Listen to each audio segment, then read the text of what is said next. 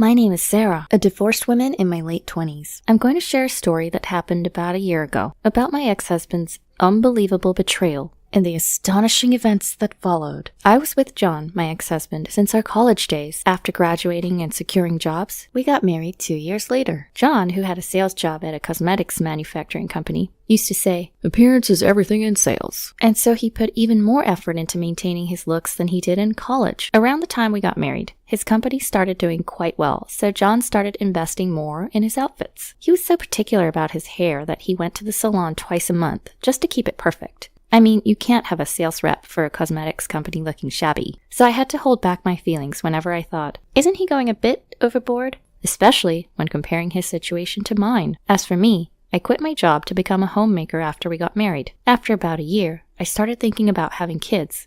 But John would always respond with, "We don't have enough money. It's just not possible right now," and was reluctant to agree. So I reluctantly started working part-time to convince him. I juggled 2 jobs, worked 5 days a week at both a gas station and a grocery store. It was exhausting, both physically and emotionally, to the point where I felt I might be busier than John himself. I couldn't even go to a hair salon often. Yet what kept me going was John's kindness that he expressed occasionally. Once every 3 months or so, there were days when he would make a reservation for the both of us at the hair salon. We'd spend the whole day together, just being out on a date. We would get our hair done in the morning, and then go shopping or watch movies. Although there were things I wished John did better, the time spent together on our dates made up for it. Those dates helped ease out our tension and maintain our healthy relationship. However, 2 years after getting married, Megan, a friend from our college days who lived nearby, told me this. "Sarah, did you know there's a rumor going around that John's cheating on you with another woman?" Of course, I, who had no way of knowing such a thing, was shocked. Unlike me,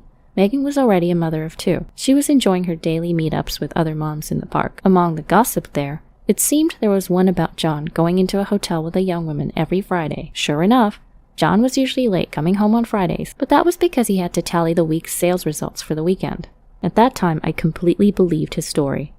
Thinking it must be some mistake, I tried to tell Megan, but she countered, "I saw it once, too." Megan grabbed my shoulder and persuaded me in a strong tone.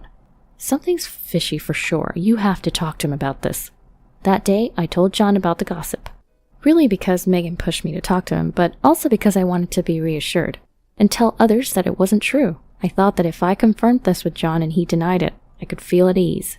As expected, John refuted my story, saying it was just a rumor. "There's a female employee who came from out of state for our meeting. It seemed she would be late returning home, so I took her to the hotel she stayed at. Don't take strange rumors seriously." He snapped back and denied the rumor. I didn't think he would be this upset for being doubted, so I didn't know how to respond for a second. Then I felt very bad for doubting my husband when he did nothing wrong. I deeply regretted accusing my husband of cheating even for a bit. However, right after that, I witnessed my husband entering a hotel with a woman. The 2 of them, arm in arm, looked like nothing but lovers. John was wearing the suit he had worn to work that day, and the woman was in a hoodie. It didn't look like something you'd wear to a company-wide meeting. I remembered that they were seen going to the hotel every Friday.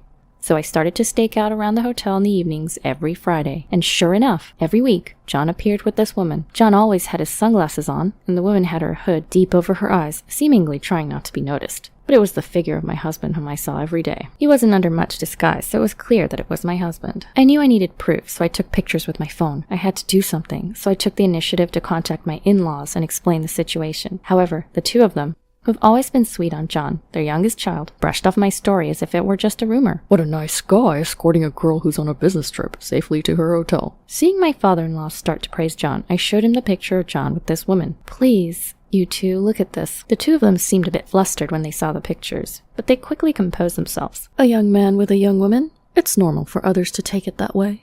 The mother-in-law laughed, and the father-in-law nodded in agreement. The fact that it's every week is strange. And no matter how many times I look at the women's outfit, it doesn't look like she just left the office. Their reaction got on my nerves, so to prove my husband's infidelity, I decided to get some more solid proof. I knew John was careless. He often leaves his phone on the desk with all of his notifications on. Everything pops up on his screen, both the messages and its senders. I'd never thought about going through his notifications until now, but of course, it was different this time. I took a peek at his phone that was left on his desk as usual. "Looking forward to our beach trip on Friday night?" I was both shocked and dumbfounded. I couldn't believe they were brazen enough to chat about such a thing through texts. I felt like they were treating me like I was stupid, which only intensified my anger. That very night, John told me that he had to go on a trip starting Friday night for his company's gathering. He said it so casually, but I knew it was just a facade. It was amusing to see him trying to hide something so obvious, and I felt a sense of superiority. When I asked where he was going, he responded with the name of a beach resort by the mountains. It seems he's staying at a hotel, which we've been to together before. When I called the hotel, they indeed had a reservation under John's name for Friday night. That Friday, I decided to bring my in-laws to the said hotel. Charles, my nephew-in-law, a vocational school student living with my in-laws, also wanted to come. He must have heard from my in-laws. Charles is the only son of John's eldest brother. He lost his parents in a car accident when he was in elementary school, and has since been raised by my in-laws, perhaps due to their close age. Charles was particularly fond of John among many uncles and aunts. Following John's lead, he even started to become interested in fashion, and has been saying he wants to be a hairstylist. John seemed to be very happy that Charles liked him. The two of them were more like brothers than uncle and nephew. They called each other by all sorts of nicknames, too. He must have found it hard to believe the unfaithfulness of his beloved young uncle. Just like me, a little while ago. He must have wanted concrete proof that things were not what they seemed. The thought of this hurt my heart. But in the end, he couldn't come because he had school. A fateful Friday, I arrived at the hotel a little earlier than the time John and the women's check-in time, and waited for them with my skeptical in-laws. "He's probably not coming," my father-in-law murmured, relieved when they didn't show up after waiting for a while. However, just as my father-in-law sighed and started to get up from his seat, they arrived. A man in a suit and incongruous sunglasses, and a woman whose face was half hidden by the hood of her hoodie, arrived. As soon as the two walked through the entrance of the hotel, they kissed without waiting for the automatic door behind them to close. At that moment, the woman's hood fell down, revealing her hidden face. I was stunned by the beauty that had come into clear view. She had cute acorn-like eyes, a small nose pointed up, beautifully upturned lips, and her inner hair beautifully dyed bright red, which was familiar. She was a hairstylist at the hair salon my husband frequented. I had had her shampoo and blow-dry my hair several times. I remembered talking to her across the mirror, saying, "I'm going on a date with my husband after this." I was completely taken aback. I had been unknowingly going to the salon where the woman my husband was cheating with worked, excited about my post-haircut date with him. Did she think I was a dumb old woman, oblivious to my husband's infidelity while she dried my hair? Thinking this, my anger began to boil. I wanted to strike down both John and the woman. I looked at my in-laws. You both understand now, right? John is undoubtedly having an affair. They made faces as if they had bitten into sand and apologized. Never mind that. Could you please cooperate with me? Later at dinner, my in-laws and I sat next to John and the woman. My plan to get back at them was quite simple. We would appear in front of them and confront them in a situation where they couldn't make excuses. I thought that if it became known that he had been unfaithful not only to me, but also to his parents, even John would learn his lesson. "Good day." As I greeted him, John, turning to me, widened his eyes so much that the outlines of his pupils were discernible. His lover asked, "What? Who are they?" But John's half-open mouth just flapped without any words coming out. Anger surged in me again towards his mistress, who didn't even recognize me. I retorted in a sharp tone. More like, "Who are you? A colleague from work?" For the first time, his mistress reacted and was taken aback. Seems like she finally recognized me. She tried to get help from John by making eye contact, but John was stunned too.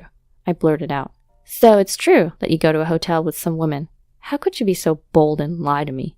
You were actually cheating on me, and yet you got mad at me for doubting you. As soon as you guys entered here, you two were kissing. We saw it clearly." At this point, anger flared in John's eyes. He glared at me and said in a low voice, "Cheating? What do you mean?" and raised his voice. "So you're telling me it's all my fault? Shut up. You were so busy with your part-time job or whatever, and never bothered to dress well for yourself. You always look so shabby, and I can't be going out with someone like you." Spurred by my husband's counterattack, his lover suddenly became more energetic. "By the way, are you his wife? I couldn't even tell at first glance because you look so shabby. Gosh, I even gave you a wonderful haircut at my place." "How dare you talk to her like that?" Finally, my father-in-law raised his voice. "John, shut this girl up right now. And John, how dare you talk to your own wife like that?" "Shut up. That's how you make me the bad guy. Well, that's to be expected. Unlike my older brother and sister, I'm never good enough. You always made me take on extra classes because I was never talented." "John, that's not right." "Shut up, old hag." John raised his voice again. But my mother-in-law was right. My mother-in-law had always told me, John's older brother and sister struggled in school, so we made John attend extra classes and tutoring, so he wouldn't have to struggle like his siblings. We did everything we could to make sure John didn't fall behind in school. He was showered with love, yet his view was skewed. After that, John continued to insult me and his parents, who tried to confront John, loudly calling them old man and old hag. "All of you don't understand me and always put me down. That's why I couldn't stand it and went for a girl who understands me. What's wrong with that?" Suddenly, John's phone rang. It was a call from someone. At first, John ignored it, but annoyed by the relentless ringing, he took out his phone to check it. Immediately, I could see the blood draining from John's face. Wondering what was wrong, I peeped at the screen to see a text. And just by looking at the text, I could tell his fury was flooding in like a demon. "How dare you! Because of you, our reputation is ruined. What are you doing and where are you? Come to my office right now." For some reason, John's boss was furious. I had no idea what was going on. John's phone went off again. This time it seemed to be a call, and John answered in a flustered manner. "Charles, it's not what you think it is. I can explain." He got a call from Charles. From the moment I confronted John, I had called Charles to let him hear everything that went down. Charles requested for me to do so. Charles' voice was loud enough for us to hear. "No, I know just exactly what you did. I heard everything. I can't forgive you for all the rude things you said to your wife. And berating my grandpa and grandma. How dare you? Also, Ashley will get a call soon too." At Charles' words, John's mistress shuddered. Huh? How does Charles know John's mistress? She's getting a call? From whom? I wondered, but I soon learned why. "I'm currently interning at a hair salon for school, and the owner of the salon's right here with me. He's been listening to everything. He said he's even contacted your boss, John." Yes, that's right. Charles is aspiring to be a hairstylist and attends a cosmetology school. The salon where he is interning turned out to be the one John frequents. In retrospect, I just remembered that Charles was the one who introduced the place to John. But why would his manager call John's boss? In the middle of the call with Charles, John's phone went off again. John hurriedly looked at his phone, which he held up to his ear. The call was from his boss, the same one from earlier. "I'm so sorry." The first thing that John said when he put the phone back to his ear was a strained apology. However, the voice on the other end was just as furious as earlier. "No apology will make up for this. You having an affair with a worker from the hair salon run by our CEO's older brother. I let you be in charge to handle business with that store, since your nephew happened to be interning there. But how dare you make a fool out of us? Our CEO's older brother said he will no longer buy our cosmetics or our shampoo products ever again. He said he'll spread the word to the people in the industry too." I was even more flabbergasted. Who would have thought that the hair salon was a business partner of John's company, and its manager was the CEO's brother? But the most shocking revelation of the day was yet to come. "That girl, she's engaged to the son of the CEO's older brother, right? Did you lay a hand on her knowing that?" I was dumbfounded. The woman had been cheating with John, even though she was engaged to the son of her manager. To summarize, John had an affair with a girl that worked at the hair salon that Charles had introduced him. The place happened to be owned by the older brother of John's company's CEO. The hair salon was actually an important client for John, and even worse, the girl he cheated with was engaged to her manager's son. It was clear that this would cause trouble in many ways if people found out. The audacity of these people. John's mistress also got a call. "Ashley, do you think it's okay to have an affair with your client? You're even engaged to my son. What did you say to his wife? You're fired right here now. Also, we're done dealing with that company's shampoo and cosmetics. Don't you and your man ever come here again." The frantic behavior of John and Ashley after that was something to behold. Both of them made numerous excuses and apologized over and over again on the phone, but it seemed to no avail. In the end, John turned beet red, and Ashley left the hotel sobbing. I heard later that Charles, when he heard about John's affair, immediately suspected it was Ashley. So he consulted with the salon manager, and they both kept an eye on the situation here. After that, I divorced John. At first, he said, "I don't need you anyway." But after Ashley told him she had been fired because of him, he turned around and started pleading with me. "Don't divorce me. You're all I have," he said. But I cut him off without a second thought. And now, I've become a full-time employee at the grocery store where I worked part-time, and I'm studying to become the manager here. I owe it all to my years of dedication as a part-time worker. I don't need to rely on John's income anymore. By the way, I hear that John's sales performance has deteriorated rapidly since he lost the deal with that beauty salon. The rumors spread at his workplace, so I'm sure it affected John. According to Charles, John quit the company voluntarily. He was either encouraged to resign or felt uncomfortable staying at his workplace. After graduating from his cosmetology school, Charles got a job at that hair salon. Now I am his regular customer. Although, he being a novice hairstylist cannot yet handle real customers, so he practices on me by cutting my hair. It's practice, so it's free. Charles says, but I feel bad about that, so I pay at least half the actual price. To be honest, Charles occasionally asks me out on dates, but I want to prioritize my work and my own time for now, so I politely turned him down.